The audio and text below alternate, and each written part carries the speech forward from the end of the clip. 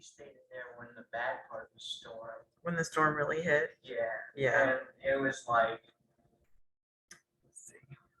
it ripped off some of the roofing for on the dock area.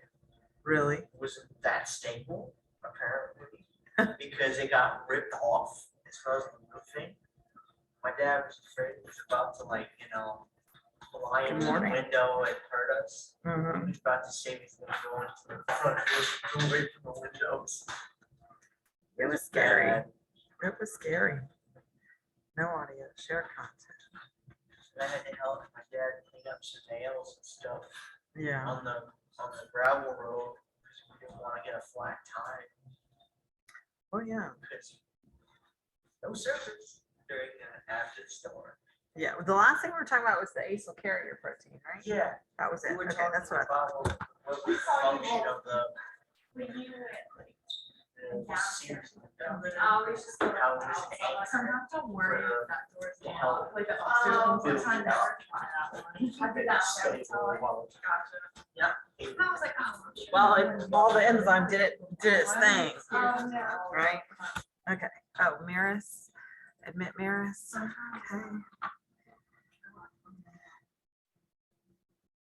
I got my coffee this morning, y'all. Rolling. Yes, I'm literally. I noticed Monday that I didn't realize that daylight savings time. Oh no, were you late to class? No. I was so confused because I thought it was like, Yeah, daylight savings threw it everybody was for a loop. brighter than usual. When I looked at my thing and it still said that. It was like,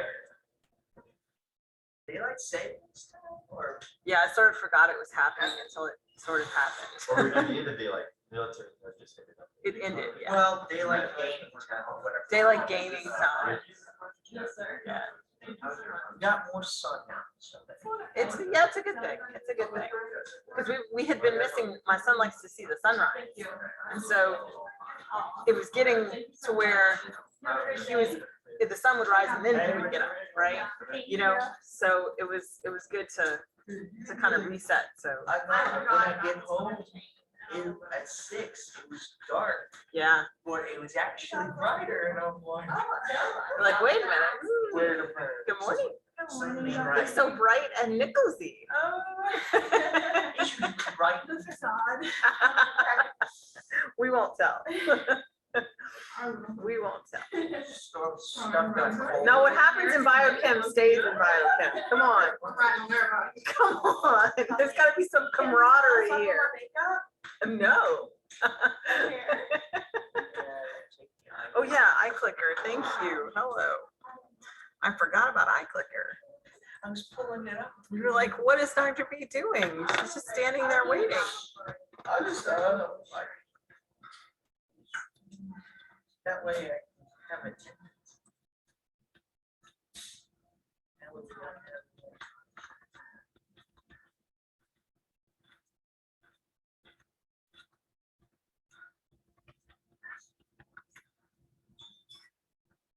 See if that's right. Woohoo. Okay, now it's going. Now it's going. So make sure you do your attendance on iClicker. You are present. French teacher canceled class today. I don't know. Cheers. I don't know for what reason.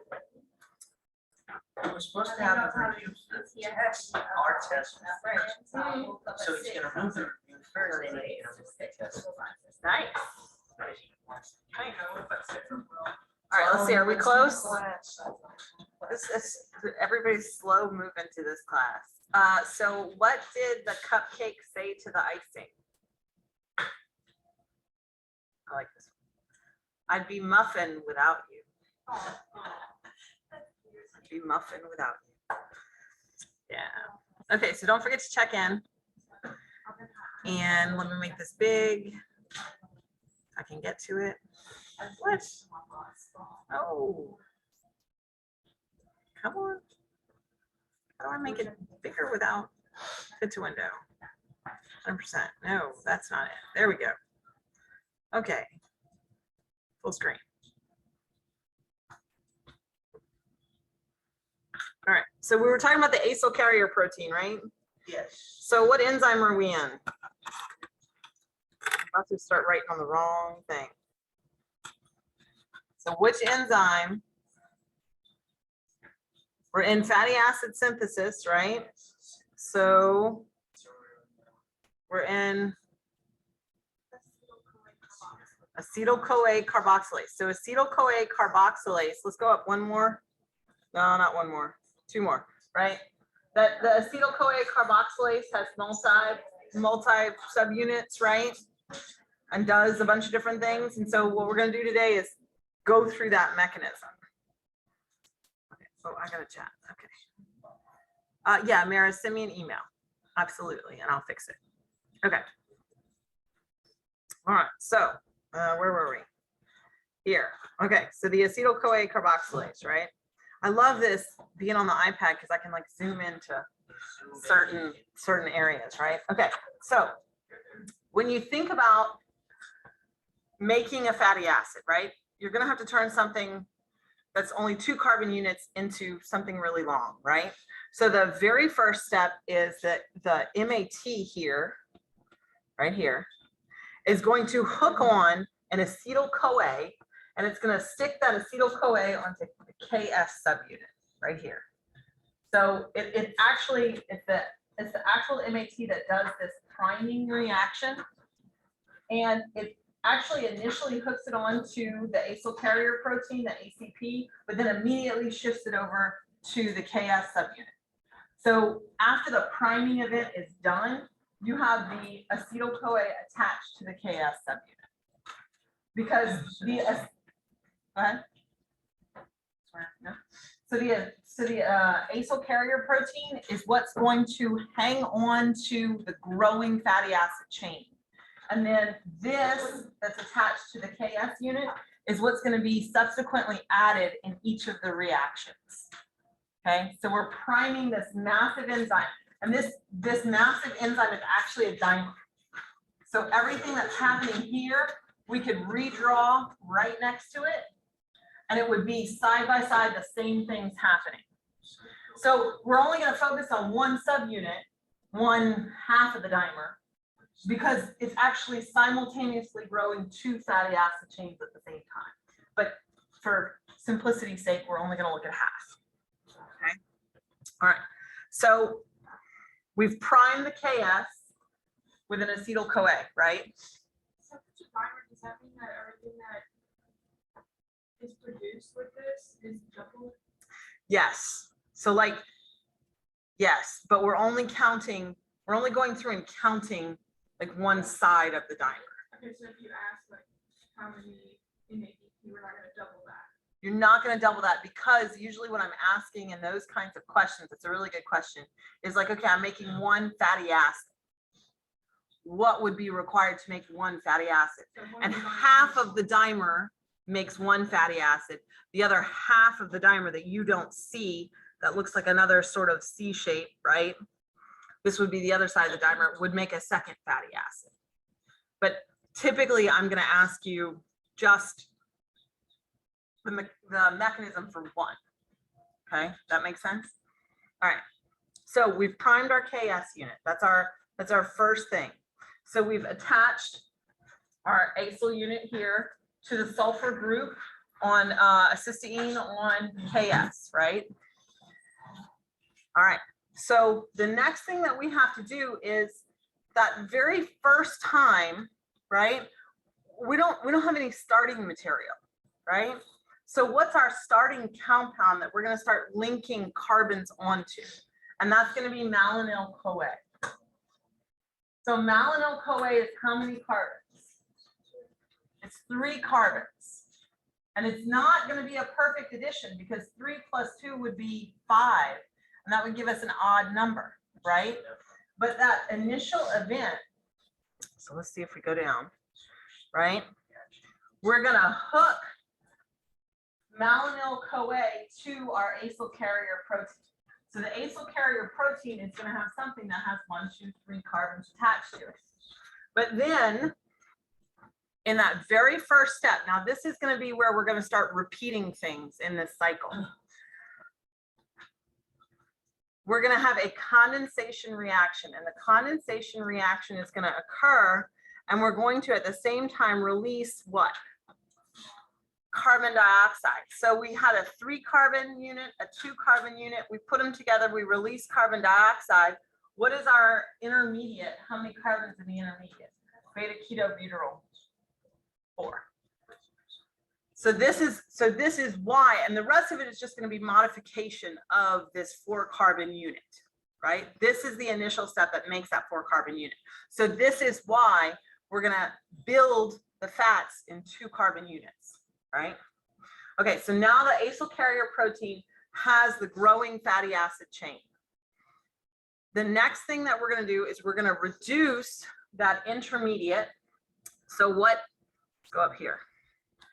In the beginning, right, we're starting out with 2 carbonyls.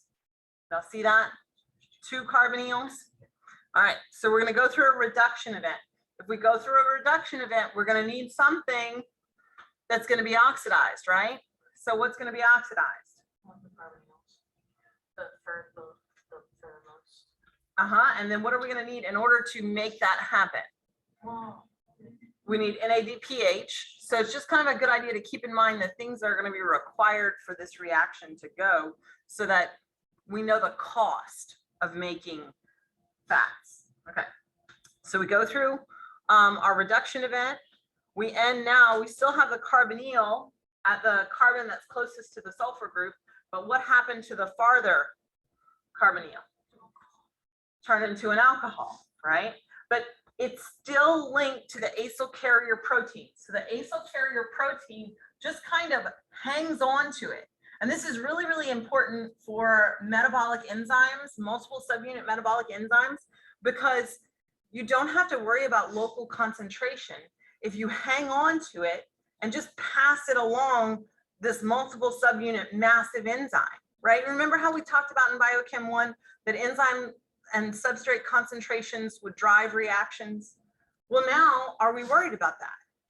No, the local concentration is extremely what? High, because it's not going to let go of it, right? It's just going to continue to hook it around and bring it to different subunits. Okay, so now we've done the reduction. Now we do a dehydration where we're going to lose water.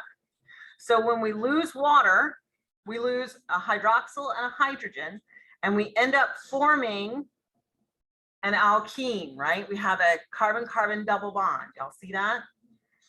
All right. So then we're going to use up an NADPH, another NADPH. I'm going to go through that second reduction event. That second reduction event is going to lose the carbon-carbon double bond because we're gaining hydrogens. So now we're looking more and more like a real fatty acid, right? So every fatty acid that is made saturated, excuse me, it's made saturated. So we're going to have different enzymes that produce unsaturated fats.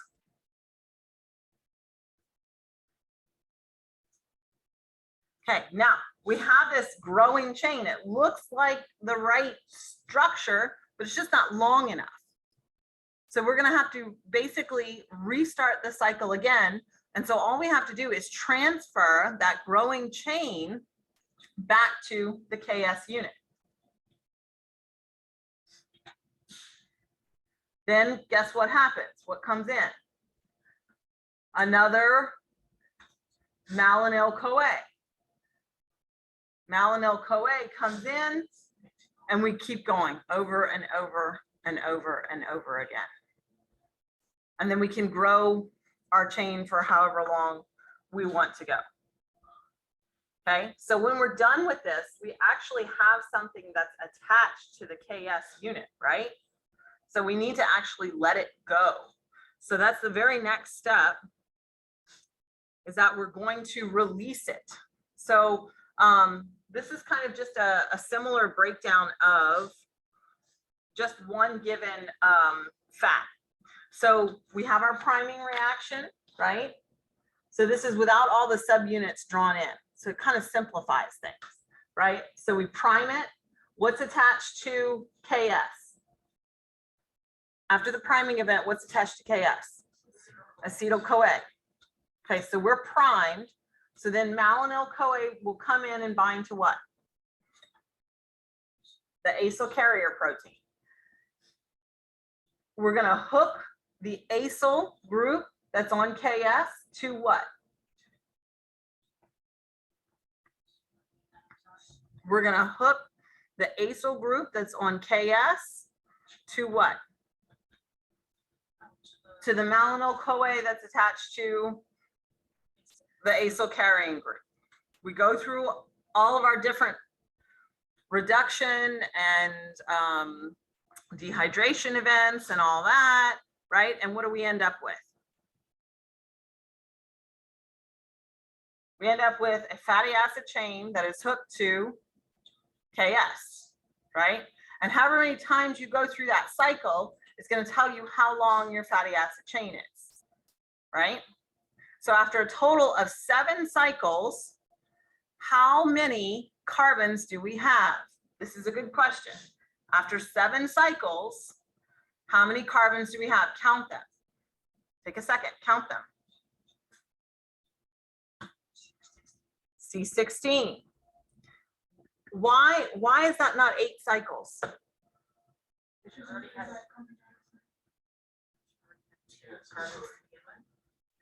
So that initial priming event only occurs 1 time. So that's 2 there. And then 7 times 2 is 14, plus the 2 from the priming is 16. So that's the math. Yeah. It's the math. Okay. So now we don't have a perfect fatty acid yet, right? We still have it attached. And so what we're going to do is we're going to use a thioesterase to cleave it off in a dehydration reaction so we can have a free fatty acid. Okay. So if we're going to go through 7 turns of this cycle, right, to get our C16 molecule, can you calculate the energy requirement to make a C16 palmitate fat? So what is the energy requirement to make palmitate, which is a C16?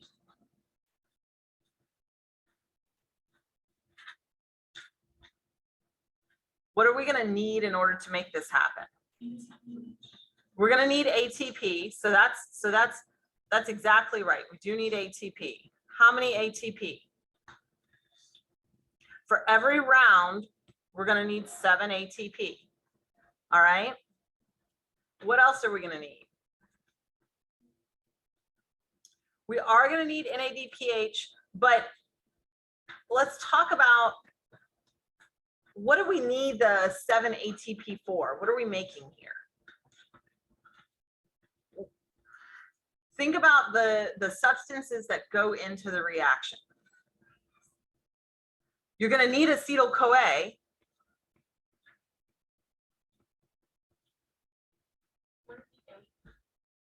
No, I'm going to show you. Yes, it is a total of 8, but I'm breaking it down.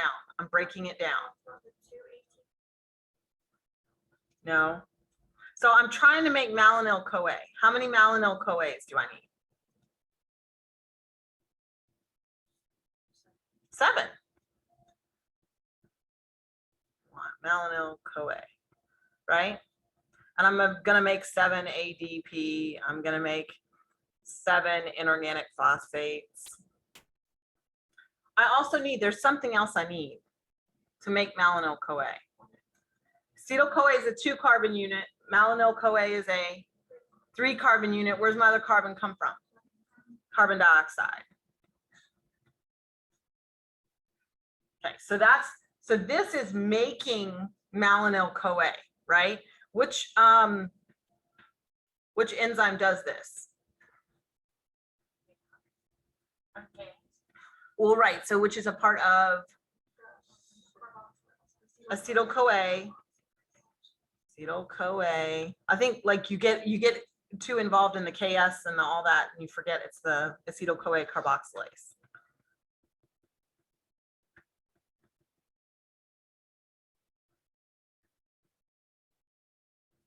Right? Okay, so now that's all of our malonyl-CoA. That's all of our incoming substrates. But now we need to account for the energy required in each of those cycles, right? Because there's that priming and everything that comes in, but then let's talk about the cycle. So let's talk about the 7 turns. We'll call them the turns.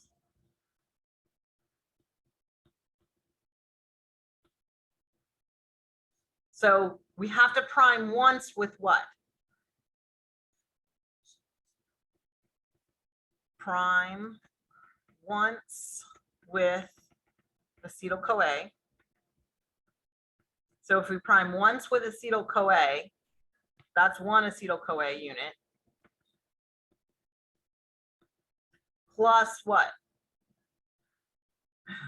We're going to use up the 7 malonyl-CoAs that we made, right? So 7 malonyl-CoA.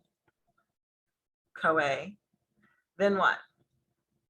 What else do we need to make this run? We were using them up. Yes, in our reduction. Yes.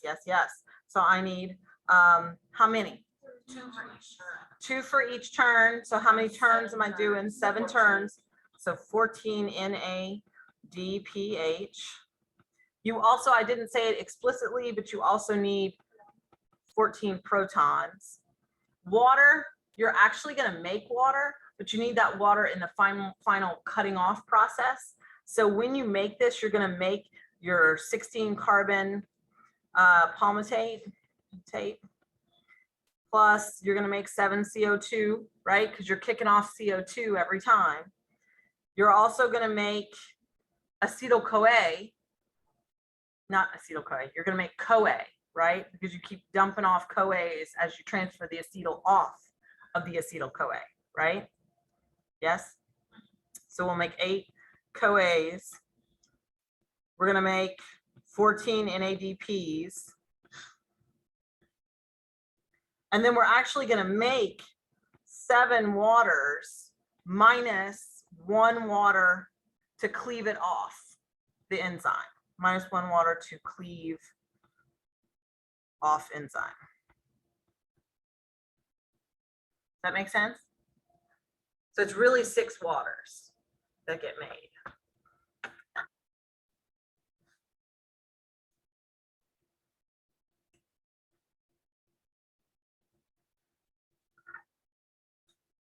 So what do we need? We need stuff to run this, right? Where am I getting this 14 NADPHs? Where do those come from?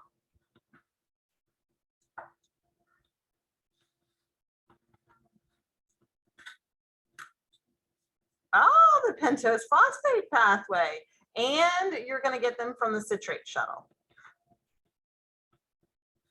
which we'll talk about. Good old pentose phosphate pathway, right?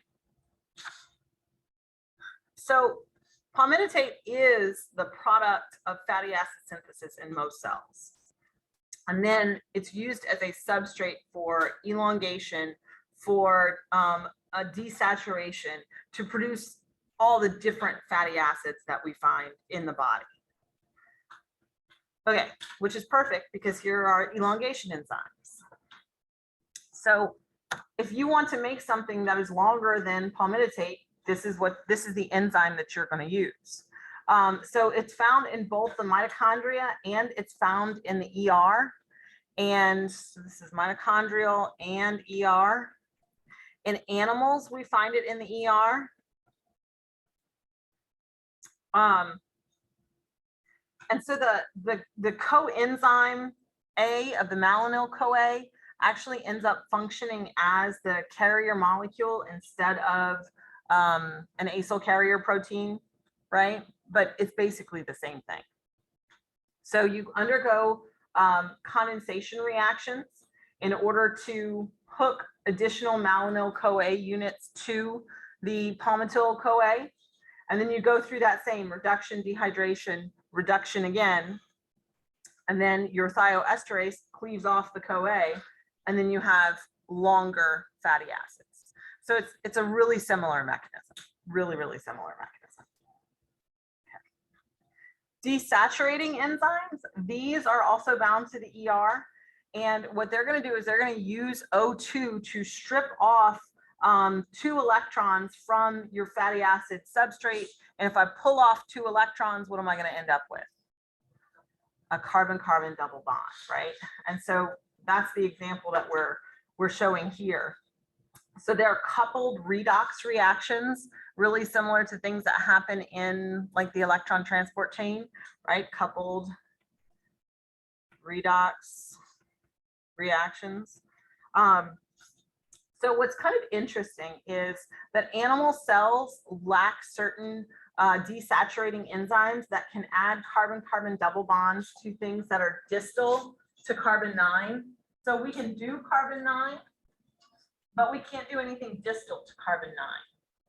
So do you remember when we were talking about omega fatty acids, right? And so when we count the omega, where do we start from? The end, right? If this is carbon 1 at the carbonyl, this is the carbon for omega fatty acid. Right. So that's why we have omega-3 essential fatty acids, omega-6 essential fatty acids, but not omega-9. Because we just don't have the enzymes that are required to saturate these. What? Oh, good, good. Because we were talking about homocysteine. Yeah. How synthesize homocysteine. Yes. Is homocysteine the shortest that it can be? Yeah, basically, unless you go in and have an enzyme that cuts it. Well, okay. Like you can shorten it. Because you said we have elongation enzymes, but I didn't know if that was just for like I didn't know homocysteine was the only one we could synthesize without using. That's our base that we synthesize. Yes. Yes.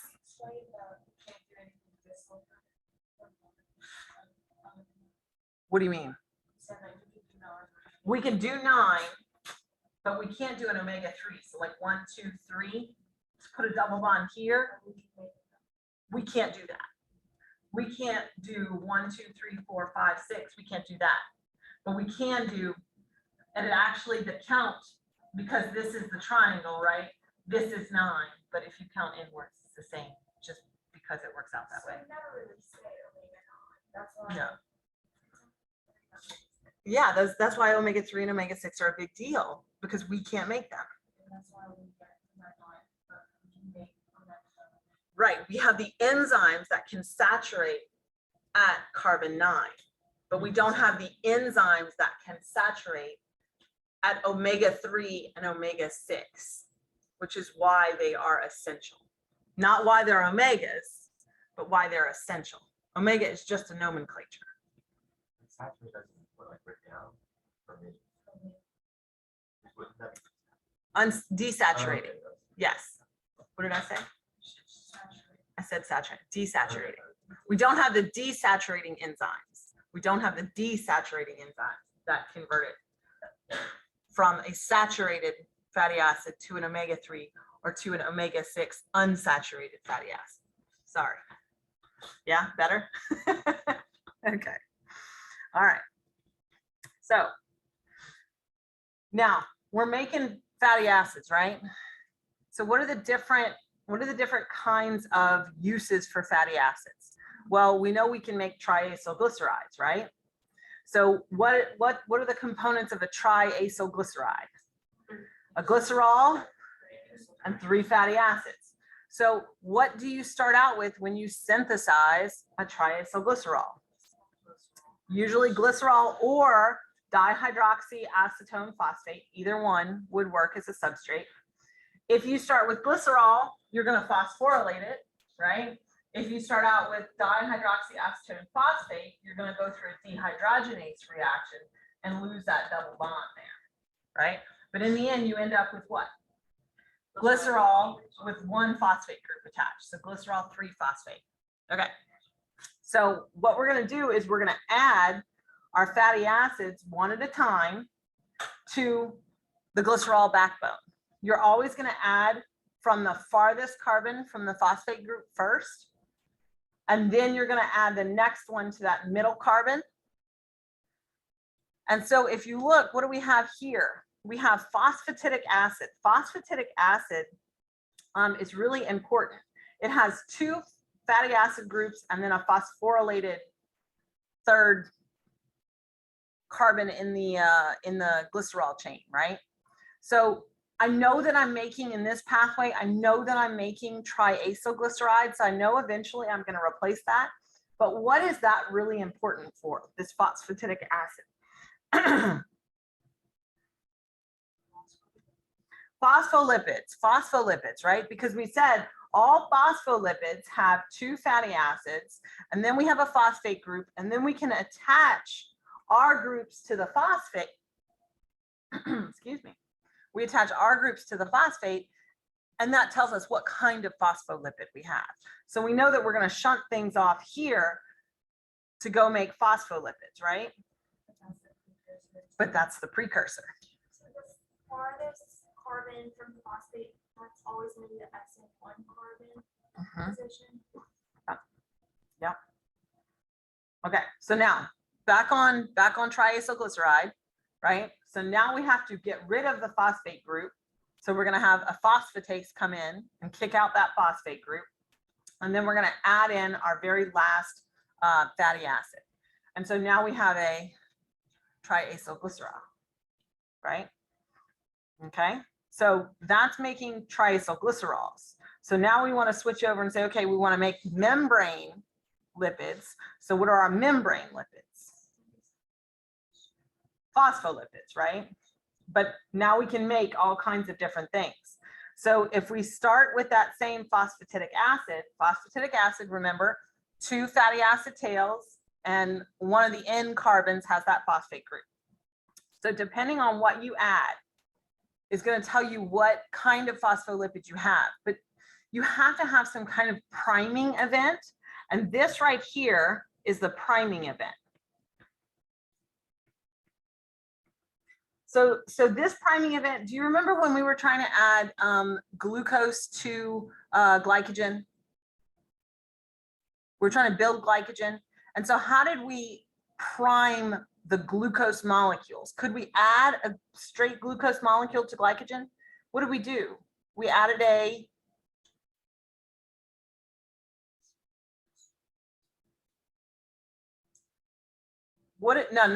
so if I have this glycogen molecule and my sugar levels are high and I want to build it, right? So yes, I'm going to have glycogen synthase, the enzyme, but the substrate, the actual substrate that I add to the growing glycogen molecule, is it a straight glucose molecule that I just took on? UTP, you had to prime it with UTP. Well, here we're not priming with UTP, we're priming with CMP, right? But it's the same sort of mechanism, right? We need something that's going to prime it. So once we put the CMP on, now we can start adding different things to it. If we exchange the CMP, oh, what can we make? We can make phosphatidylserine, right? Maybe we want a sugar instead. We're going to make phosphatidylinositol. Depends on what enzyme exchanges the CMP. So you can take phosphatidylserine, you can remove one of the carbons, and you can end up with phosphatidylethynolamine. You can phosphorylate the sugar, and you can end up with phosphatidylinositol 4,5-bisphosphate. Oh my God, that's a long name. What do we know it as? This one down here. PIP3. Don't you feel like biochem's coming full circle? Literally. Full cycle. Okay, so once these are made, right, they're in the ER, so then they have to be transported to the right places. And so depending on what groups they have on them, they're going to be transported to the right places in the membranes and stuff like that. All right, pretty good. Yeah. Dr. B, you said to memorize those enzymes? No, don't memorize the enzymes. Don't memorize the enzymes. But like, no, what are the phospholipids that I can make from it, right? Do I have a sugar? I have a phosphorylated sugar. I mean, just kind of big general things about it. But am I going to ask you to draw phosphoethylenolene? No, I'm not going to do that to you. Yeah, I think it's say, like, Yeah, yeah. Just kind of knowing, okay, what did we start with? Well, this is a big important molecule. This one right here is a big important molecule, right? Because it's an intermediate between the two pathways, things like that. the slide prior to like enzymes. You don't need to know enzymes. You don't need to know enzymes, but like what's a starting material, right? Yeah. Make sense? Yeah, I took a class where you had to memorize every enzyme, every substrate. And I was like, I'll never be that teacher. Does the dihydroxyacetone phosphate lead in from a recycle, like Yes. And when we get to chapter 19 is like this amazing integration of like everything we've learned so far this semester, and it's awesome. And so we're gonna map all those connections and all that stuff because I know it, but it'll make so much sense. It will, I promise it will. Okay, so then sphingolipids, right? We talked about sphingolipids. What are sphingolipids really important in?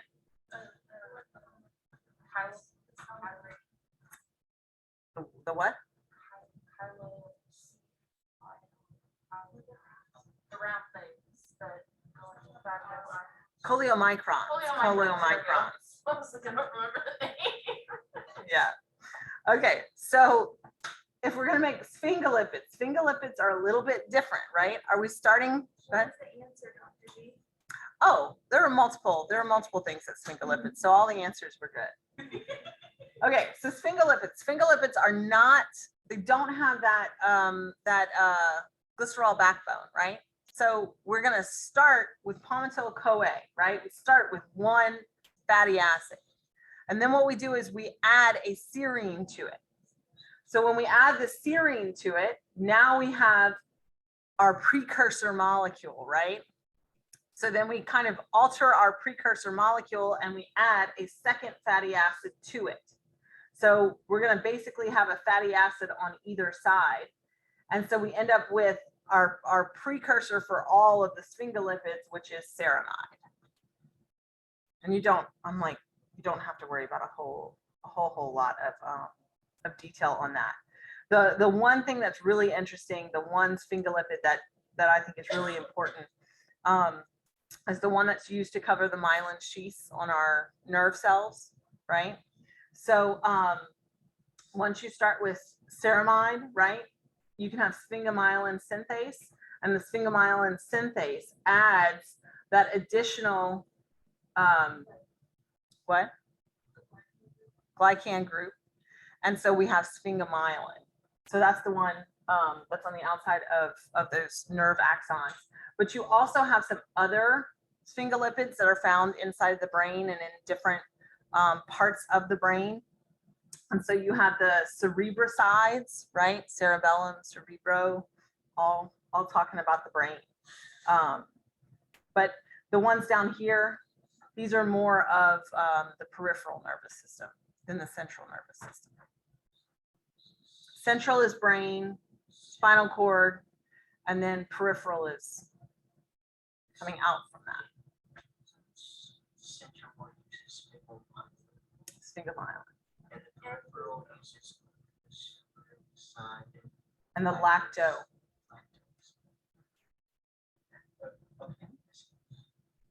All right.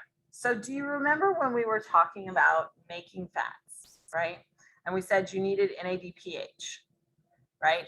And y'all were telling me the two places, well, y'all told me pentose phosphate, you get some of them. But what did I say was the other way that you got some of the NADPH? Citrate shuttle. So what in the world is the citrate shuttle? Great question, right? Okay. So we're in the mitochondria, right? Okay, we've gotten our glucose in, right? That glucose goes into the mitochondria and it undergoes the pyruvate dehydrogenase reaction. Well, that's going to get me acetyl-CoA, right? But is it in the right place to make fats?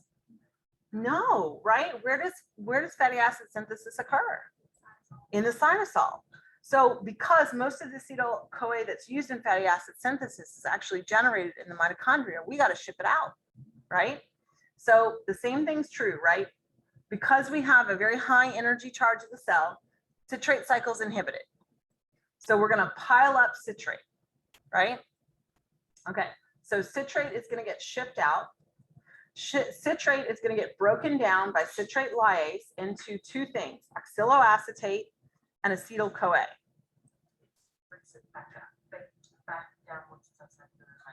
Correct.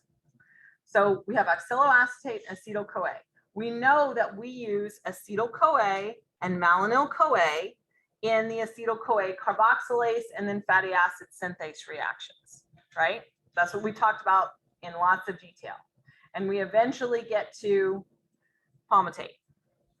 Well, the question is, where am I generating NADPH from? Some of it can come from pentose phosphate pathway, but because that citrate gets converted to oxaloacetate, if I take it all the way back to pyruvate, I'm going to regenerate NADPH. I also let off carbon dioxide, but I'm going to regenerate NADPH with this malic enzyme.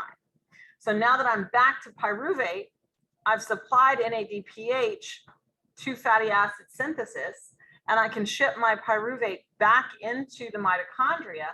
Well, what does the mitochondria need in order to maintain this citrate shuttle?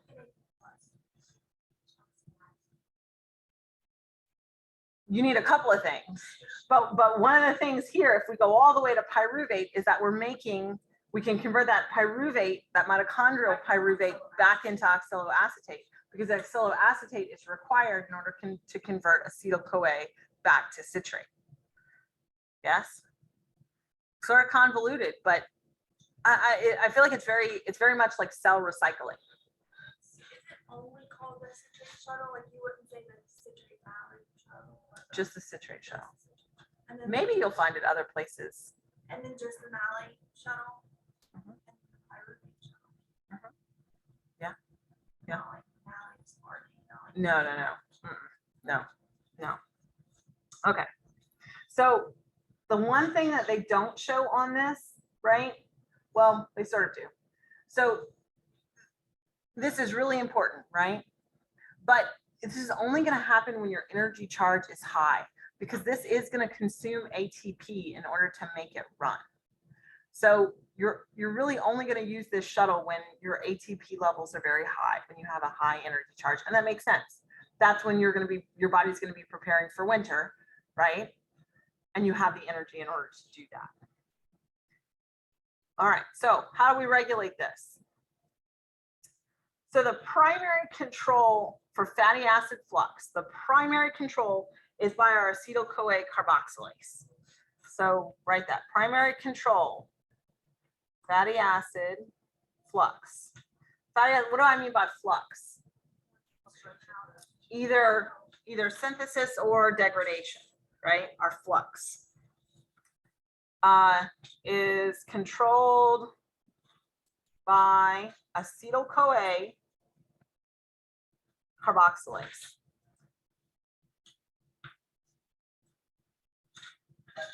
So if you inhibit or you upregulate its activity, you're going to decide. Exactly. All right. What's that? Didn't we also talk about malonyl? Yes, and we're going to talk about it a little bit, but this is that commitment step, right? And so this is where you want the primary control mechanism. Is it the only? No. Malonyl is like the regulator. Yeah. Okay, so there are two different mechanisms that we use to regulate basically anything, right? Right, you'll know that. regulation and covalent modification. So allosteric mechanisms are typically used in the very quick metabolic regulation. What do I mean by that? Like energy charge, substrate feedback, right? Something super quick. Covalent modification, on the other hand, is going to be long-term. And what do we use to control things long-term? Hormones.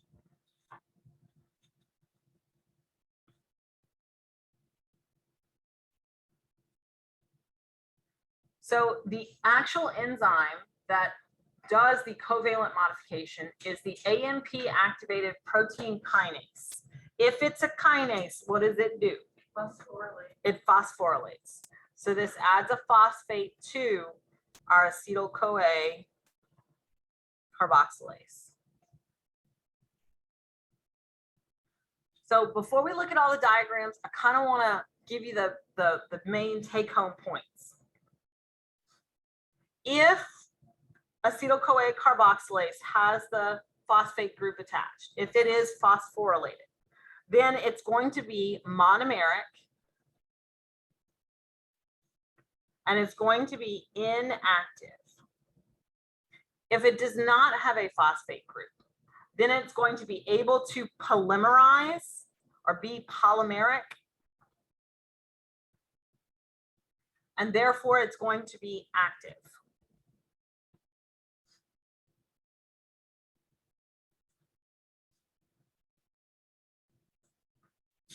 So let's talk about this.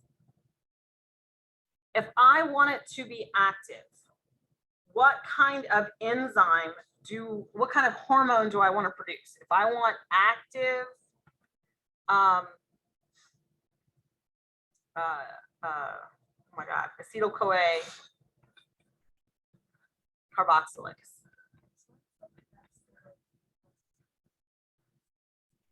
Well, so what hormone? If I want insulin, do you remember what enzyme is activated by insulin? Like phosphatase, a phosphatase. So this insulin activates protein phosphatase, PHOSPHATAS, phosphatase 2. Protein phosphatase 2 does what? If it's a phosphatase, removes phosphate. So this is minus phosphate. So is it active or inactive? Active. Okay, so what if I want inactive?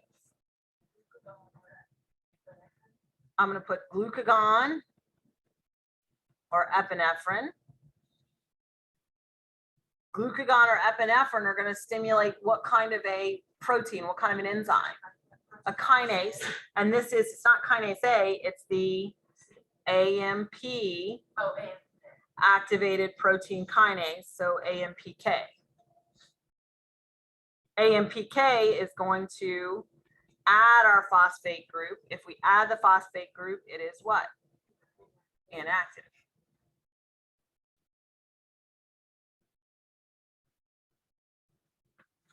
Yeah, we got it. Woohoo. All right, so that kind of makes looking at the pictures a little bit easier. Oh, yeah, yes. Dr. P, didn't you say something about ATP, ADP was a form of covalent bond? Did you say that? Well, yeah, Yeah. because you're pulling the phosphate off of ATP and hooking it on. Yeah. Mhm. Oh yeah, yeah. That's phosphorylation. That's covalent modification. But it could also be allosteric charge. Yes. You have to talk about, are you pulling off the phosphate group to hook it on, like for example here where we're phosphorylating, or are you binding, which is going to be on like the next slide. So just hang tight. Okay, so look at A. If I have a dephosphorylated enzyme, right? So what enzyme am I talking about? What is this blue? This is acetyl-CoA carboxylase. And acetyl-CoA carboxylase does what?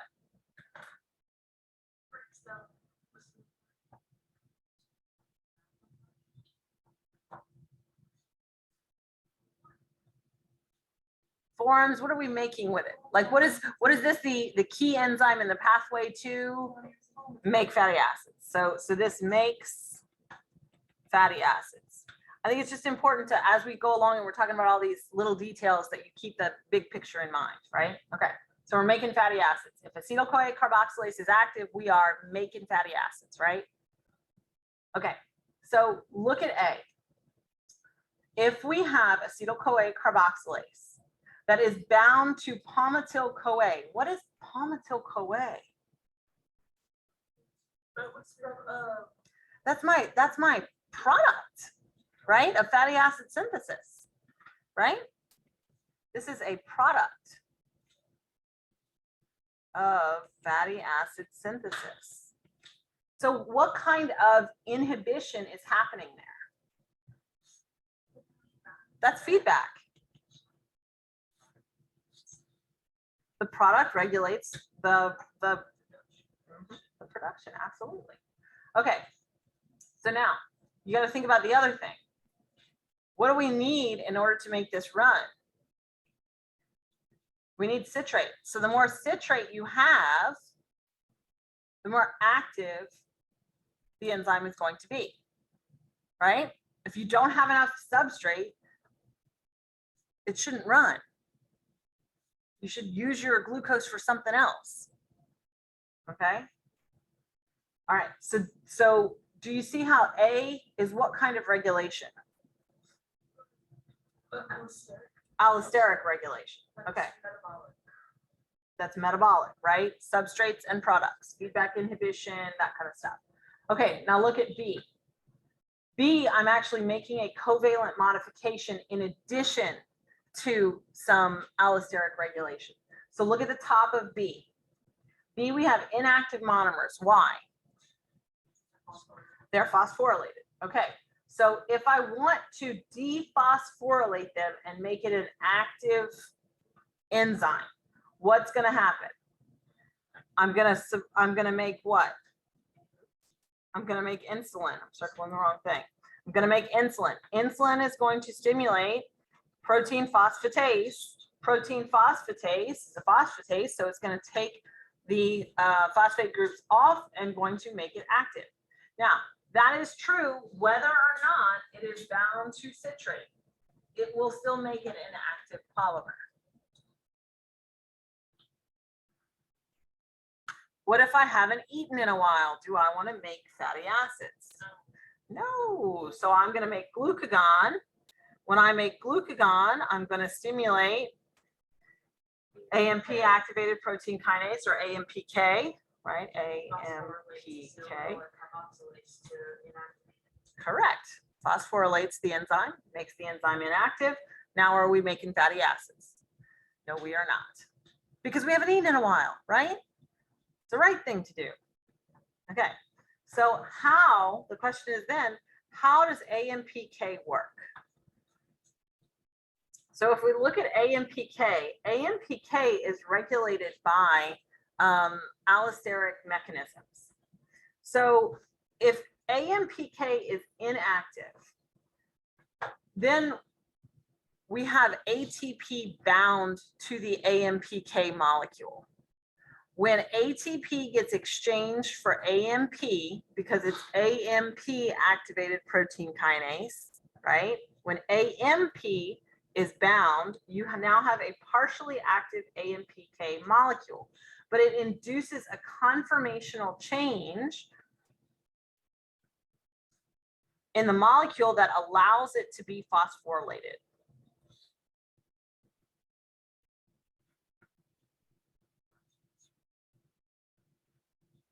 Right? So right here, now we have a site that can undergo phosphorylation. So it is phosphorylated by a kinase, AMPK kinase. And AMPK kinase phosphorylates AMPK. When AMPK is phosphorylated, it will phosphorylate your acetyl-CoA carboxylase.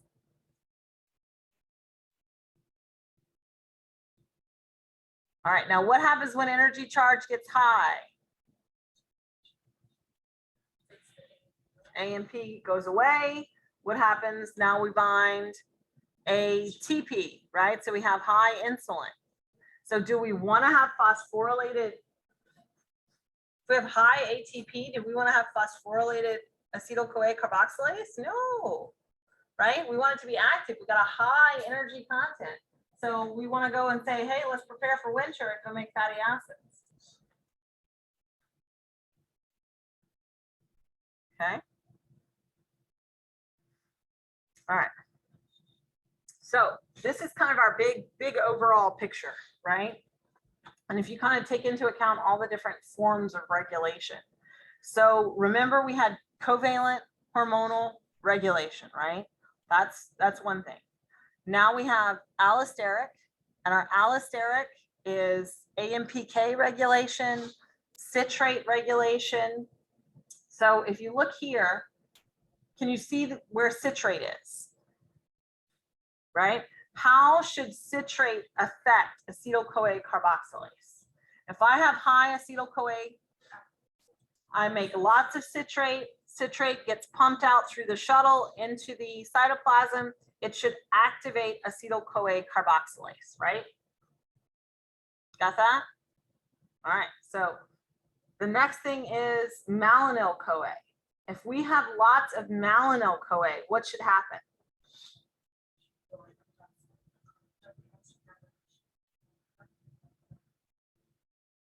So we want to inhibit, and we want to promote things, right? So we want to inhibit our carnitine acyl transferase, right? Because if we want to make fatty acids, do we want to import those fatty acids and then immediately degrade them? No. So the malonyl-CoA is going to inhibit the transport of the fatty acids into the mitochondria for degradation.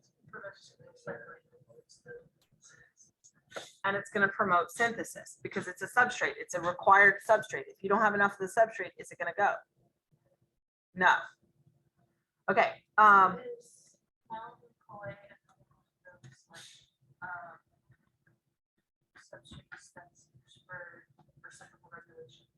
Well, it's a necessary substrate. It's just a necessary substrate, right? So if you have malonyl-CoA, you're going to have synthesis of fatty acids, and at the same time, you're going to inhibit degradation.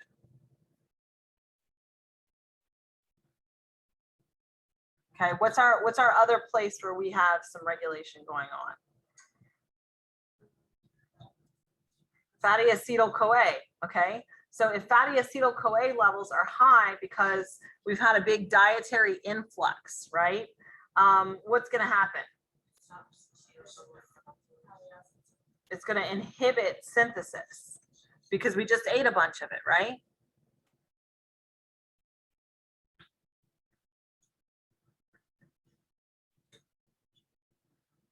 So don't make it if you just ate it, right? The fatty acyl-CoA is the one that inhibits synthesis. Fatty acyl-CoA.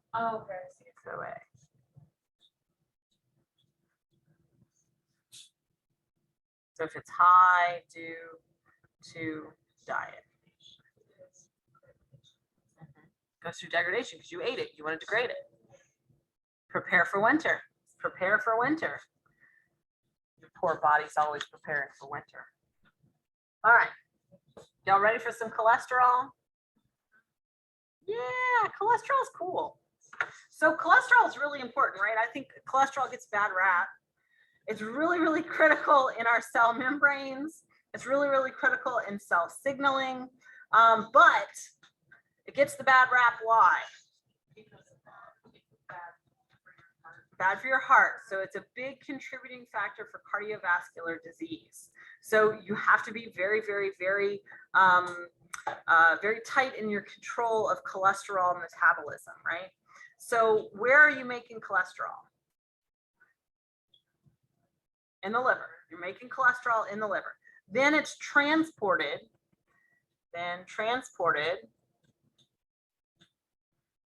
by a circulatory system, L-A-T-O-R-Y. And what do we transport it in general? Lipoproteins.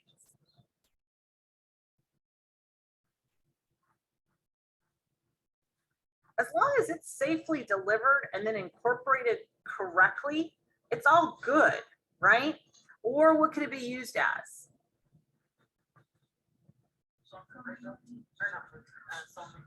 So you could deliver it and transport it, lipoproteins, to make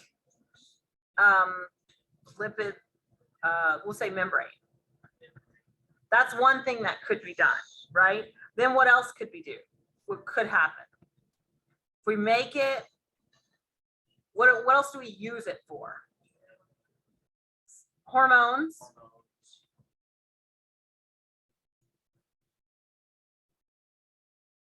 What happens when we eat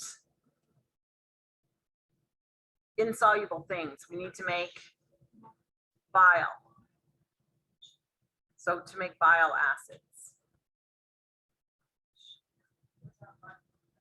What's that? Yeah.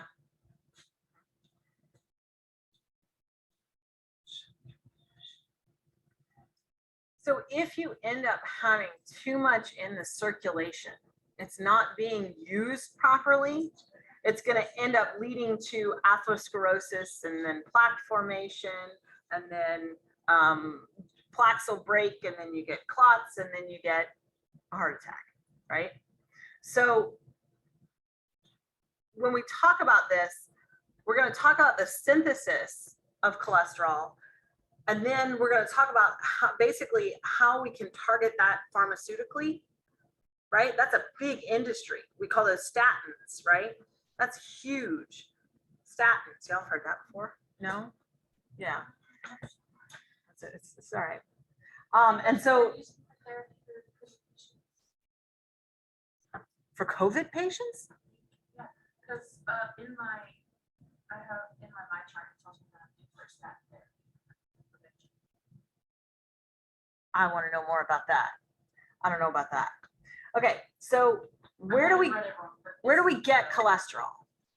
So we can get cholesterol from two places. One, we're gonna, dietary is one, dietary. But you're only gonna really absorb about 0.3 grams per day. The other place you get it is you make it. And you can make about 1 gram per day. So pharmaceutically, what do I want to target? I want to target synthesis. 1 gram versus 0.3, I get 3 times more cholesterol made from me. Well, just look at the numbers. That's the one I want to target for drugs. So because we can make it, is cholesterol essential? No, it's not essential. We can make it. All right. So this is our cholesterol molecule that we're going to go in and we're going to try to make, right? And once we have this cholesterol molecule, then we can go in and make bile salts, bile acids, right? We can make steroids, all that kind of stuff. So what we're going to talk about is how we make this cholesterol molecule. And do you need to memorize every single enzyme? No, but you need to know HMG-CoA reductase, because this is going to be a pharmaceutical target.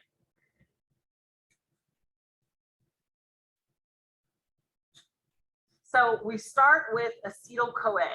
How many carbons in acetyl-CoA? It's a C2. We're going to start with 3 of them. We're going to start with 3 C2 molecules. We are going to convert that 3 C2 molecule to a 1 C6 molecule of melavonate.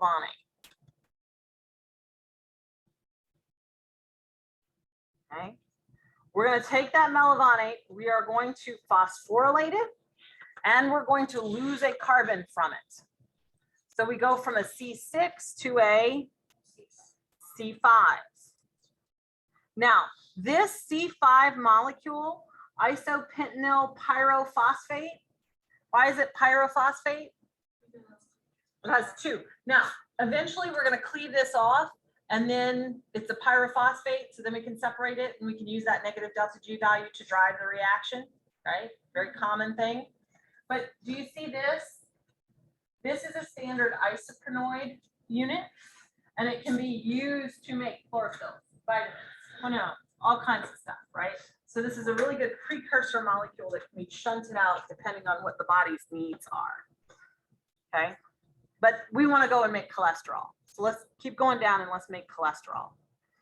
So now what we're going to do is we are going to add some of our C5 units and some other isoprenoid similar structures. And we are going to get a C15 molecule. Let me go up. A C15 molecule. Do you see how it's still just a long chain? It's got some branches, but it's still just a long chain. We're going to add 2 of these C15 units together. And when we add those 2 C15 units together, we're going to release the pyrophosphate.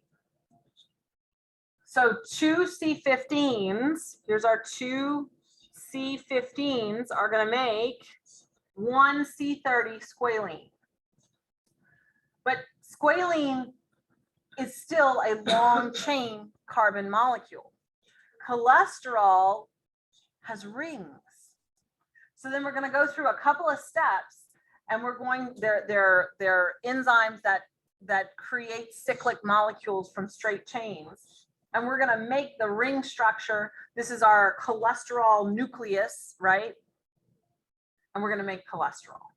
So we actually lose a couple of carbons as we go through that cyclicization. I can never say that word right. I can never say it right.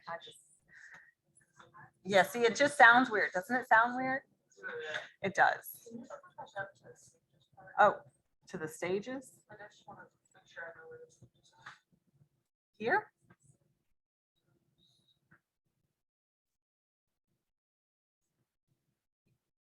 Okay. I can't see it well. That's okay. Okay.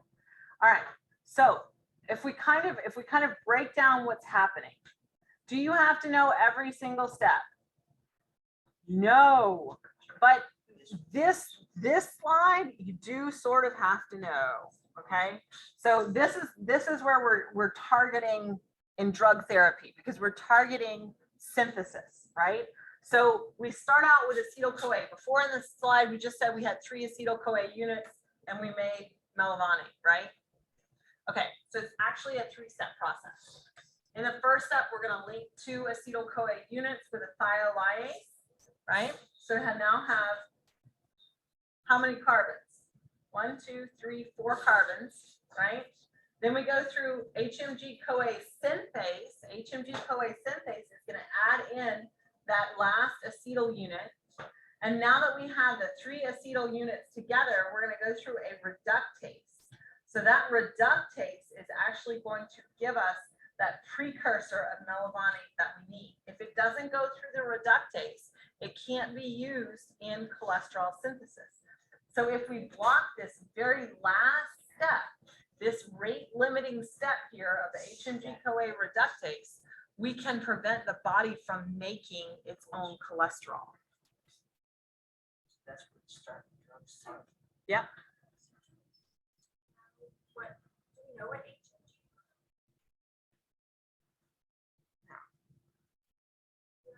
Just know that HMG-CoA is. Yeah. All right. So this part you don't really need to know. I'm not super you know, you don't need to know substrates, you don't need to know all that kind of stuff. So don't spend a whole lot of time, right? But we started with melavani, right? And so remember, we end up adding 2 phosphate groups on. So we're going to consume 2 ATPs to create that pyrophosphate, that isopentanyl pyrophosphate. And then you'll have a little bit of a resonance between the carbons on either side.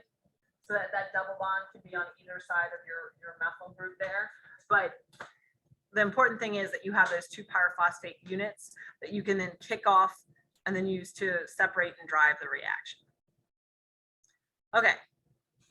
So we have our 5 C5 units. Then they're going to be attached, 2 C5s attached to make a C10. Then you attach one more, you make a C15. You've made squalene. Now you have 2 15s. You're going to combine them together and you're going to make a C30. Okay.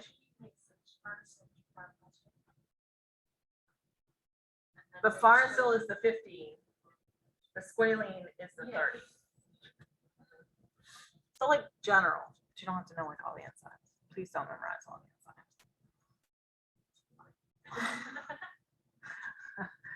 enzymes. So then we have C30, right? And if you actually look at the rotation about the different bonds, you can see that it's pretty close to being cyclic, right? So it's not too difficult in order to create all those rings that are required. And as we have that ring closure, we're actually going to lose some of the carbons. So do you notice even in here, they go many steps. Don't memorize them. Many steps. Okay, so here's the important part. Now that we've made cholesterol, what are we going to do with the cholesterol, right? So we could store it, right? We could take it to our adipocytes. We could store it. We can pack it in lipoproteins, export it out to the circulatory system, and we can secrete it as bile from the small intestines, right? So what is the only way out of all of those that we are actually losing cholesterol? Only, number 3 is the only way we lose cholesterol. But I'm gonna put a little asterisk there because some bile is recycled, right? But some is also excreted as waste, right?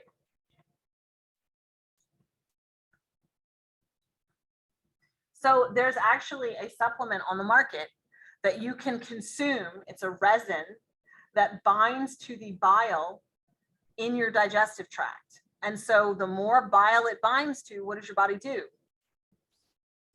There's less being recycled, so it's going to excrete more. You keep consuming the resin, you keep excreting more bile. So it's a way to force your body to use the cholesterol present to make more bile, and then that bile can't be recycled because it's bound to the resin. But you have to consume a crap ton of it. Yeah. As long as it's not absorbed, it's all right.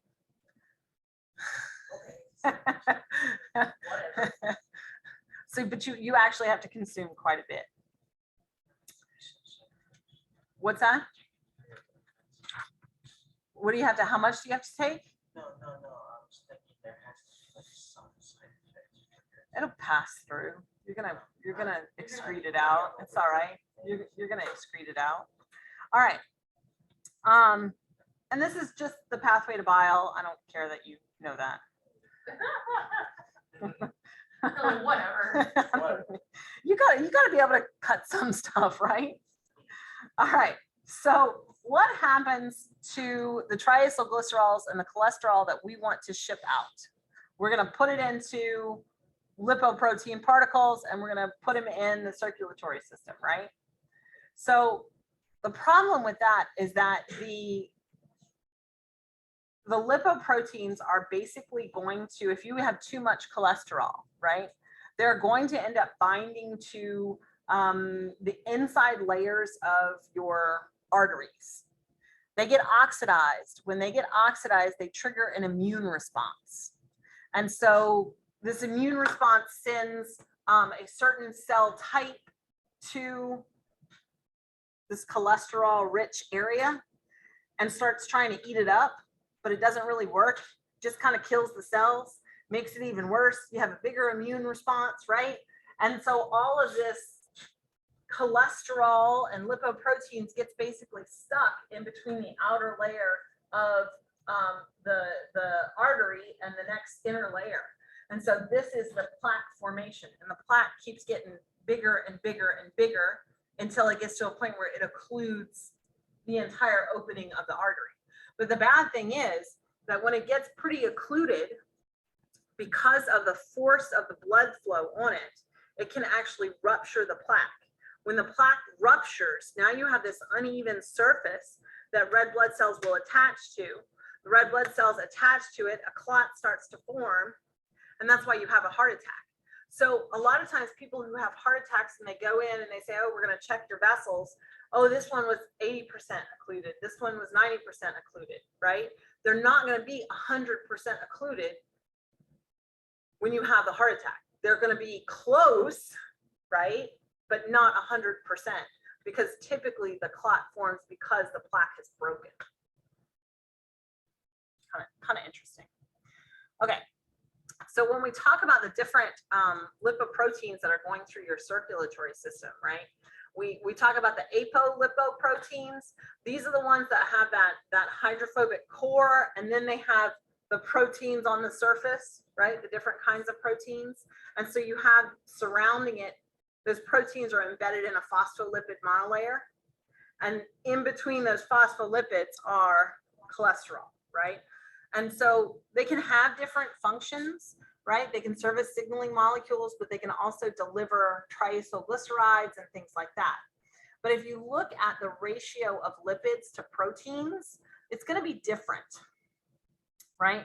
So if you look, remember the choliomicron, right? The choliomicron was really big, but if you look at its density, it has the smallest density of all of the lipoproteins.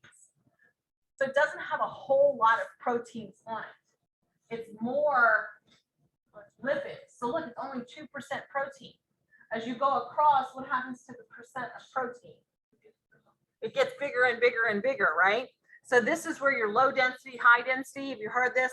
HDL, LDL, right? Remember all that? Okay, so our lowest density is the choliomicron because it has the smallest percent of protein. But if you look at the different proteins that are on the outside, so if you look at the major apolipoproteins, what you're going to see is that the different classes of lipoproteins have different proteins on the outsides of their surfaces. So they can have different functions. If you have different receptors, basically, you have different functions. So if you look at these high density ones, these are really cool. Because remember, we have LDL and we have HDL. Have you heard of this as the good and the bad? So which one's good, which one's bad? HDL is good, LDL is bad. They call it good cholesterol and bad cholesterol. Is there such a thing? No, there's not such a thing. But the good and bad really has to do with the function of the low density lipoprotein versus the high density lipoprotein. The high density lipoprotein is really there to return cholesterol back to the liver. So it's like a scavenger molecule that will reverse transport cholesterol. So the more high density lipoproteins you have, the lower your cardiovascular risk.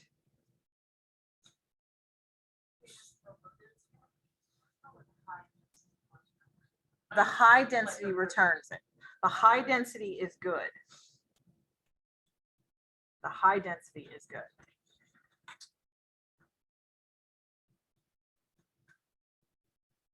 Okay. So if you look, right, at the different classes, right, this is why the density is different. So if you look at a choliomicron, more of the surface is the phospholipids, right? And on the inside, it's triacylglycerols, right? Very low density. These are the proteins. The proteins, you don't have very many of them, right? These really big things. So then the density is going to be low. But look at these high density lipoproteins. They're mostly what? Protein. So that's why you get the differences, right? The choliomicron remnants actually end up being a little bit higher density because they've dropped off their cargo.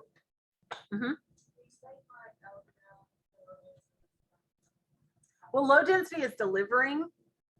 So if you look at low density, right, it has the highest percent of cholesterol in it.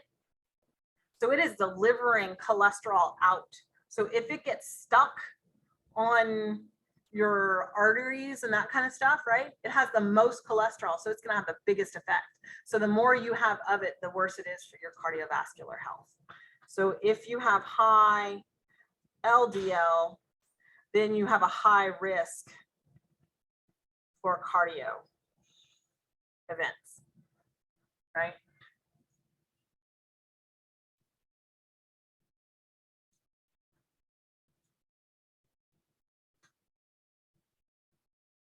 So what are your cholesterol levels really dependent upon? The balance, really the balance between input, right? What is input?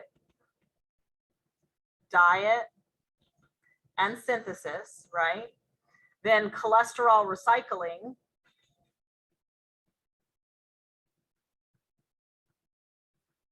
because your body does that, and then cholesterol excretion output.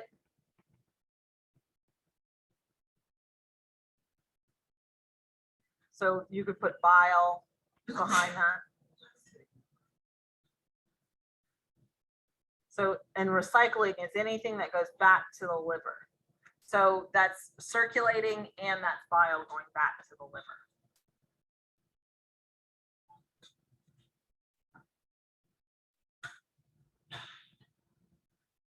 Right, so you have some output from the liver to dietary. You have recycling from the circulatory system back to the liver. You have also recycling, which they don't show here, recycling from the intestines back to the liver, which they don't actually show. You have transport out to the tissues, right, to the peripheral tissues. So you're going from the circulatory system to these red lines. You get LDLs and you bring them to the peripheral tissues, right? But it's all pretty interconnected.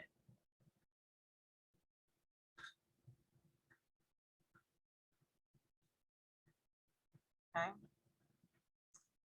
So if you look at these HDL particles, these HDL particles are the only ones that can reverse transport cholesterol back to the liver within the circulatory system. And the reason that they can do it and nobody else can, you remember I said, what's the difference between these different lipoproteins? It's the difference in the proteins, right? The proteins are different. And so this one has ApoA1. You don't have to remember which one it is. You just have to remember that the proteins are different, which can activate an enzyme which can transfer a fatty acid to the cholesterol. And so once we do that, we make a cholesterol ester, and the cholesterol ester is what is actually transported back to the liver. Back to the liver. So you transport the fatty acid, you attach it to the cholesterol. So you make an ester, write ROR. So you have an ester here, but you have a double bond over here, which is what makes it you have a carbonyl on the side, which is what it makes it an ester versus an ether, right? Then the cholesterol ester can be picked up by the HDL, and then the HDL is transported back to the liver.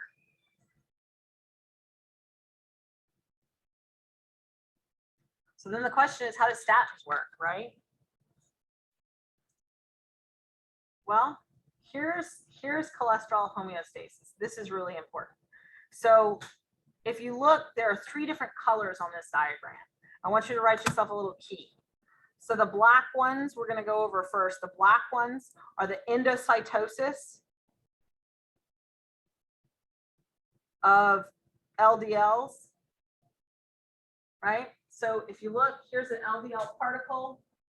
It is internalized by a clathrin-coated pit. So then the vesicle separates so that the receptors that were inside of it can go back to the membrane. And then the LDL particle is basically broken down so that we can get our fatty acids, we can get our amino acids, we can get our cholesterol esters that are going to contribute to the cholesterol pool that we have. Okay, so That's the Oh, black okay. numbers. Numbers, 1, 2, okay. 3, 4, 5, 6, right? Okay, if we have lots of cholesterol, we're gonna send it to our lipid droplets, right? But what's the blue? The blue numbers. De novo synthesis, DE. De novo synthesis. De novo synthesis, we're going to take acetyl-CoA, right, through HMG-CoA reductase and make melavonic. This is where the statin drugs come in. The statin drugs will block our de novo synthesis, so we can't contribute to the cholesterol pool. Now, what we haven't talked about yet is the green. The green is how we stimulate LDL receptor gene expression.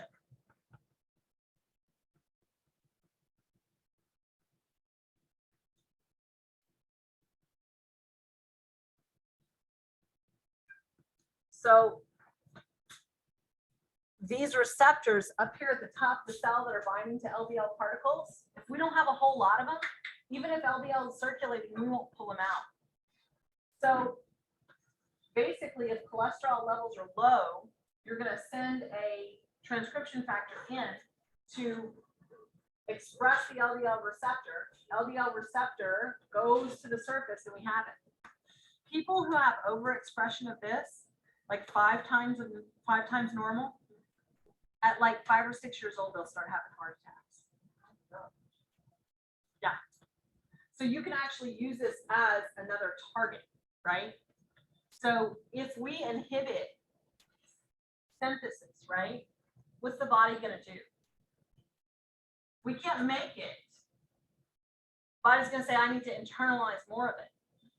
So if you then express more of this receptor, I'm going to pull these LDL particles out of the bloodstream like that. So they're not going to be floating around. So that's the other way that statin drugs actually work. You're going to inhibit synthesis, but you're also at the same time going to upregulate expression of these receptors. And when you do that, you no longer have as much LDL floating around in your bloodstream, and therefore lower LDL, lower cardiovascular risk. Pretty cool, right? That's the end, huh? Am I done? Oh, that's fine.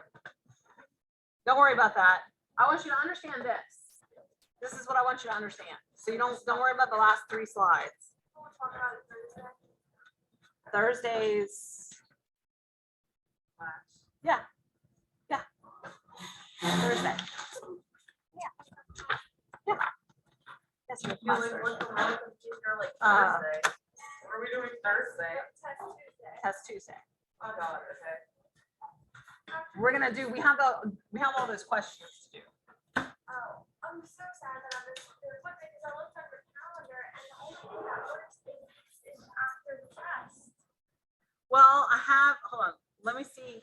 And I scheduled it and then I realized it's after the test.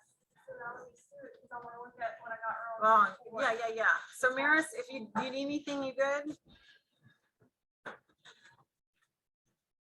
Is she still on? No, she's not on. So she's good. Okay, yeah.